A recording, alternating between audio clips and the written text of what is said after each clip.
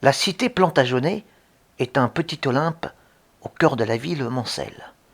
Une enclave tout en hauteur, un sommet de pierres et d'histoire. La Lutèce sartoise en somme. Le Vieux-Mans est un refuge intemporel, au souffle médiéval, reposant sur des bases antiques. Ses pieds sont gallo-romains, son esprit est moyenâgeux, son âme pleine de renaissance.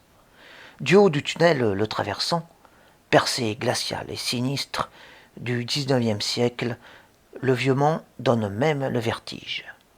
Tout autour, la sérénité des cimes, au moins jusqu'aux frontières vespérales. Voies sombres, désertes, silencieuses et carrefours éclairés par des lampadaires d'un autre temps font les charmes nocturnes de ce mont Manceau, comparable en certains points au mont Saint-Michel. À l'heure ténébreuse, toutes sortes de fantômes épieront les visiteurs égarés, l'effleureront peut-être. Chats furtifs, tous gris la nuit. Rats dodus, chauves-souris alertes, hiboux interrogateurs, ombres de statues allongées par le clair de lune, saints locaux ou vagues gargouilles accrochées au toit, et autres silhouettes mal identifiées.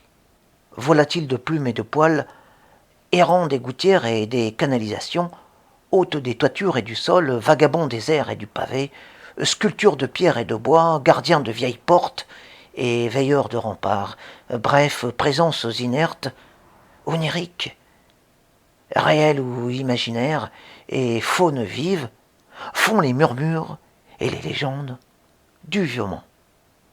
On ne sort pas indemne de ces pierres au perché.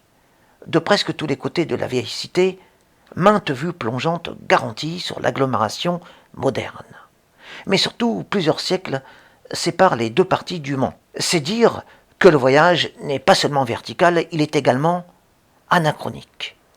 Sans omettre les violonistes ailés de la cathédrale récemment découverts, les déjà célèbres anges musiciens, conférant à l'exploration un tour aussi poétique qu'ascensionnel. Avec ses escaliers interminables où grondent tous les vents, ses murs immémoriaux surchauffés au soleil d'été, et, la nuit, ces rues hantées par des spectres de lumière, je veux parler des fameuses chimères, la vieille ville est un lieu choisi hors du monde où, dès la tombée du jour, la réalité fait place au mystère.